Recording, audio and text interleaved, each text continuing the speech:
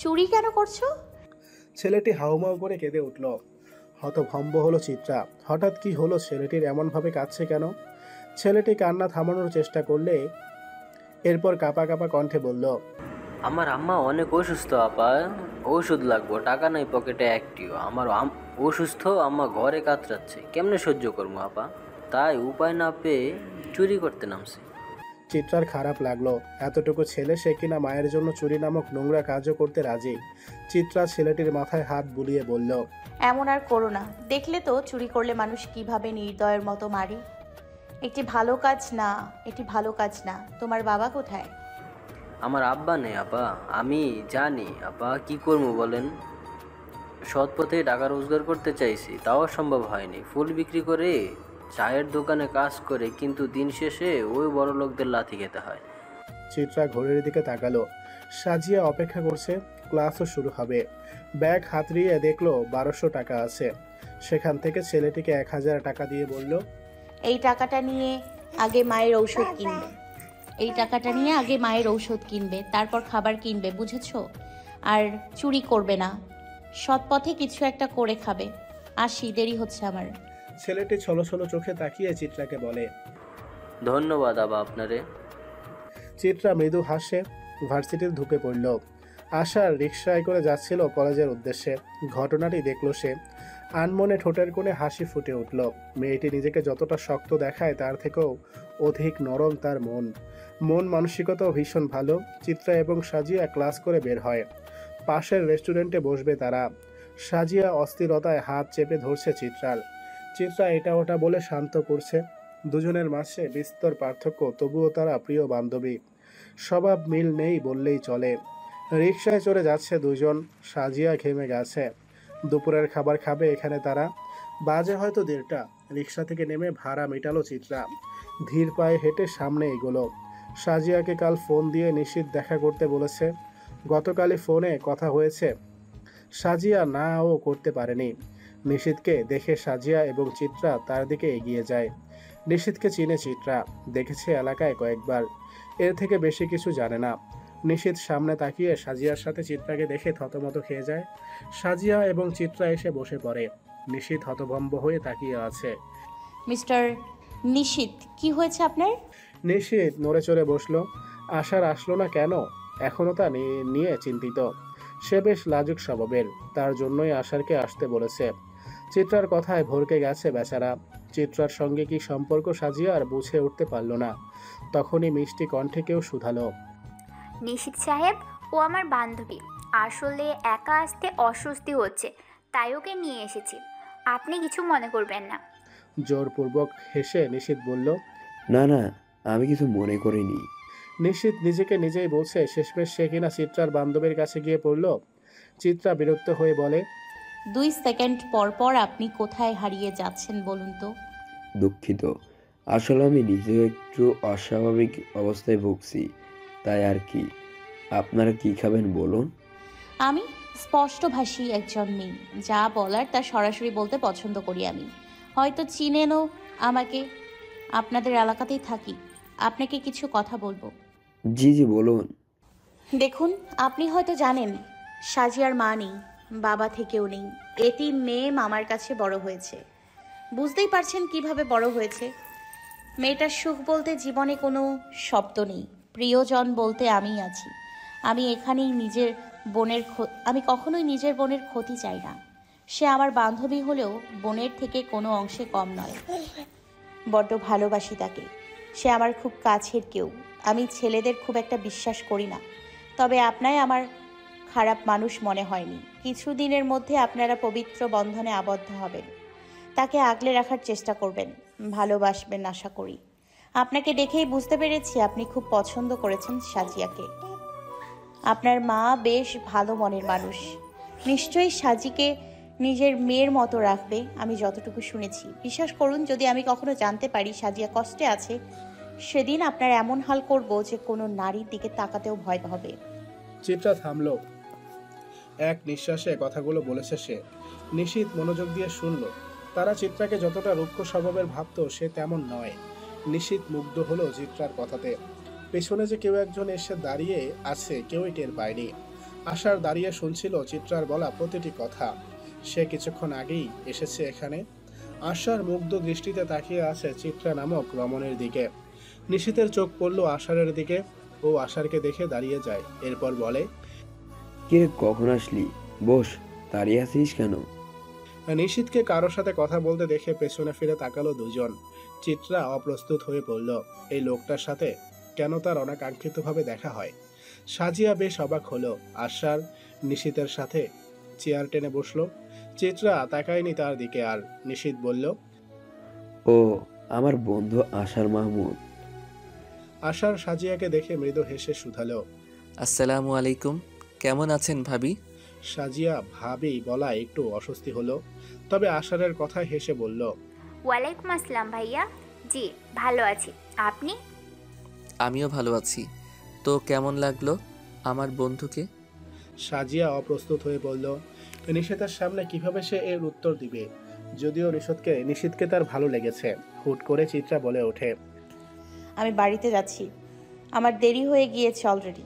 আপনি সাজিকে বাড়িতে পৌঁছে দেবেন, এতটুকু জ্ঞান হয়তো আছে আপনার। আসি।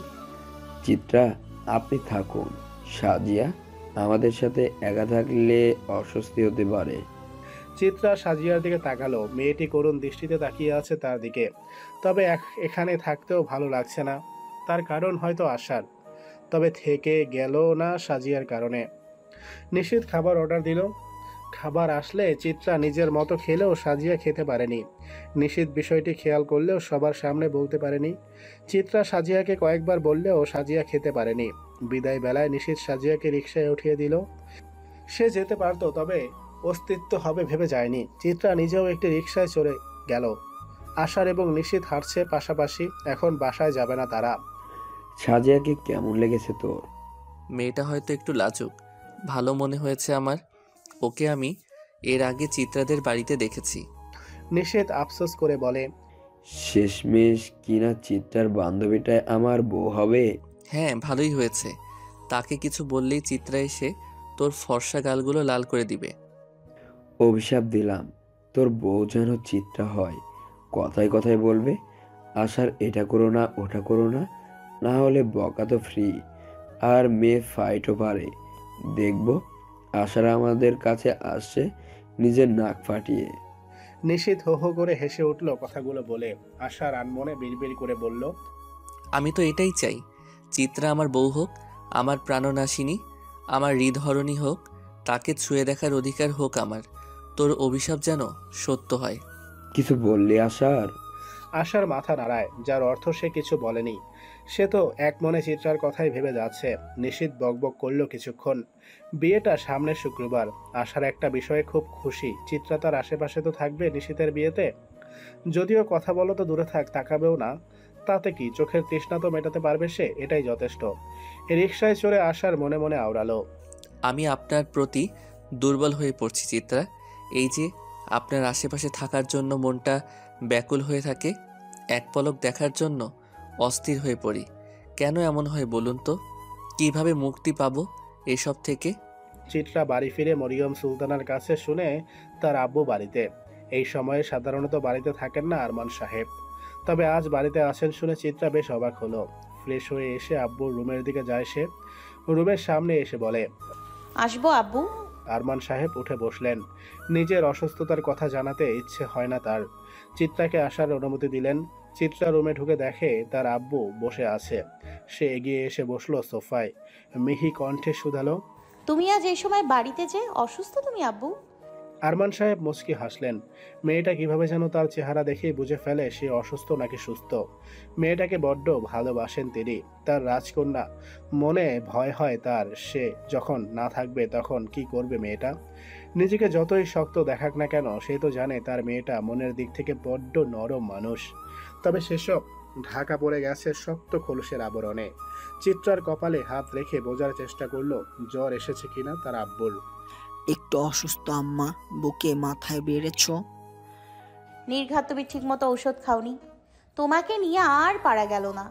এখনো ঠিকমতো ঔষধ খাও না, দুপুরে খেয়েছো? আরমান সাহেব মুচকি হেসে বলেন, আমি খেয়েছি আম্মা, দুপুরের সাথে ঔষধও খেয়েছি। তুমি চিন্তা করো না, তোমার আব্বু একেবারে ঠিক আছে। চিত্রা হেসে ফেলে। আরমান সাহেব তাকিয়ে দেখেন মেয়ের মুক্তোর মতো ছড়া হাসি। এ হাসি সবসময় থাকে না, তার চঞ্চল প্রাণবন্ত মেয়েটি আজকের চিত্রা। আরমান সাহেব দীর্ঘশ্বাস ফেললেন। চিত্রা কিছুক্ষণ কথা বলে বের হয়ে যায়। চিন্তিত সে আব্বুকে নিয়ে। হুট করে অসুস্থ হওয়ার ব্যাপারটা সে বুঝতে পারল না। মনে মনে ঠিক করে নিয়েছে ডাক্তারের কাছে নিয়ে যাবে। আশার আজ ছুটি নিয়েছে, বোনকে স্কুলে ভর্তি করাবে আজ। আরমান সাহেব সব ঠিক করে রেখেছেন, শুধু আজ গিয়ে ফর্মালিটিস পূরণ করে আসতে হবে। আশার তাড়া দিচ্ছে অরিহাকে। অরিহাও একটা ওয়ান পিস পরে বাইরে আসে। দুজন বের হয়ে যায়। রিকশার জন্য দাঁড়িয়ে আছে দুজন। চিত্রাও তখনই বাড়ি থেকে বের হয়। অরিহা দৌড়ে চিত্রার কাছে আসে। চিত্রা তাকায় অরিহার দিকে। চিত্রা আপু, আমি স্কুল ভর্তি হতে যাচ্ছি আজ। প্রচুর এক্সাইটেড বুঝি। হ্যাঁ প্রচুর। নতুন স্কুল, নতুন বন্ধু, আমার তো ভাবতেই খুশি খুশি লাগছে। আমি আগামীকাল থেকে স্কুল করব। আর তুমি কবে থেকে পড়বে চিত্রা আপু? 1 তারিখ থেকে তোমাকে পড়াবো অরিহা। আর শোনো, কোনো সমস্যা হলে আব্বুকে বা প্রহরকে বলো, ওরা তোমাকে সাহায্য করবে। অরিহা প্রহরের নাম শুনে মনে মনে কয়েকটা গালি দেয়। সেদিন ওর কত সুন্দর আড্ডা নষ্ট করে এসেছে, একবার পেলে চিবিয়ে খাবে। অরিহা হেসে মাথা নাড়ায়। ততক্ষণে আসার রিক্সা পেয়ে গেছে। দুটো রিক্সা থামিয়েছে সে। একটায় নিজেরা উঠে বসলো, আরেকটা চিত্রার জন্য। চিত্রা কিছু না বলে চড়ে বসলো তাতে। আশাররা স্কুলে পৌঁছে যায় তাড়াতাড়ি। বাড়ি থেকে 10 মিনিটের পথ রিক্সায়, বেশি দূরে না। অরিহা আশার টিচার্স রুমে আসে। সেখানে বসেছিলেন আরমান রহমান। আশারকে দেখে হাসেন। এরপর সব কিছু কমপ্লিট করে আসার আরমান সাহেব প্রহরকে ডেকে অরিহাকে ক্লাসে দিয়ে আসতে বলে। প্রহরের ইচ্ছে না থাকা সত্ত্বেও যেতে হবে। দুজন পাশাপাশি হাঁটছে। প্রহরকে অরিহা জিজ্ঞেস করে, আচ্ছা, স্কুলে কি খুব মজা করো তোমরা? আমি প্রচুর এক্সাইটেড। আগের স্কুলে আমার তেমন বান্ধবী ছিল না, তবে আমি ভেবে রেখেছি এখানে অনেকগুলো বান্ধবী বানাবো। প্রহর বিরক্ত হয়ে বলল, আমি শুনতে চেয়েছি তোমার কাছে এত কথা কেন বলো তুমি? মুখ ব্যথা হয় না? আমার আপুকে দেখেছো কত কম কথা বলে? অরিহা দাঁড়িয়ে পড়ে। প্রহর ভ্রু কুঁচকে তাকায় অরিহার পানে। অরিহা কোমরে হাত দিয়ে প্রহরের দিকে তাকিয়ে বলে, ওই, তুমি কি বললা? আমি বেশি কথা বলি? তুমি কি, হ্যাঁ ফাজিল কোথাকার? তোমার বড় আমি, সম্মান করো আমাকে। প্রহর ঝুঁকে বলল, তোমার হাইট দেখো, আমার কাঁধ সমান তুমি, আমার কাঁধেরও সমান না। আমার কথার তেজ দেখো, তোমাকে বড় বলে কে মানে? তুমি কিন্তু বেয়াদবি করছো প্রহর। প্রহর ডোন্ট কেয়ার ভাব নিয়ে বলে, বেয়াদবি বড়দের সাথে করা হয়। তুমি কি বড়? যেই না হাইট। তুমি তুমি একটা রাম ছাগল। আমার সাথে কথা বলবে না আর। তোমাকে যেন আমার চোখের সামনে আর না দেখি। চিত্রাপুর কাছে নালিশ করবে বিকেলে। অরিহা হাঁটা দেয়। প্রহর থতমত খেয়ে যায়। এই মেয়ে কথায় কথায় চিত্রা আপাকে বলে দেওয়ার ভয় দেখায়। দৌড়ে এলো অরিহার কাছে। পা মিলিয়ে হাঁটতে হাঁটতে বলল, তুমি বড্ড বলদ। Oreo biscuit. তুমি কিন্তু আবারও আমাকে অরিও বিস্কুট বলছো। তুমি নিজে কি, হ্যাঁ একটা রাম ছাগল কোথাকার? কথা বলে না দুজন আর। অরিহা নিজে স্কুল ঘুরে দেখে। প্রহর বিরক্ত হয়ে পিছন পিছন ঘুরছে। যদি একা রেখে যায় তাহলে আবার আব্বুর কাছে বকুনি ফ্রি। এই মেয়েটা তার জীবনে আসার পর থেকেই তার জীবনটা টানাটানা করে ফেলতেছে। প্রহর এবার বিরক্ত হয়ে বলে, হয়েছে তোমার? দেখা হলে চলো, আশার ভাই অপেক্ষা করছে। অরিহা মুখ বাঁকিয়ে আবারও টিচার্স রুমের সামনে আসলো। আশার দাঁড়িয়ে অপেক্ষা করছিল তার জন্য। অরিহা এবং আশার প্রহরের কাছ থেকে বিদায় নিয়ে বাড়ির উদ্দেশ্যে রওনা হয়। অরিহার স্কুলটা ভীষণ পছন্দ হয়েছে, বেশ বড় স্কুল। প্রহর নিজের ক্লাসে চলে আসে। অরিহার জন্য কতক্ষণ হাঁটতে হয়েছে তাকে। সাজিয়া বাড়ি থেকে বের হতে হতে তার মামিকে উদ্দেশ্য করে বলে, মামি, আমি ভার্সিটিতে যাচ্ছি। সাজিয়ার মামি রত্না বেগম দৌড়ে এসে বলেন, এ কয়দিন আর ভার্সিটি যাওয়ার প্রয়োজন নাই, বিয়ে শুক্রবার। এখন ভার্সিটিতে গিয়ে কি করবি? এমনি তো মনে হয় ওরা পড়াবে না তোরে।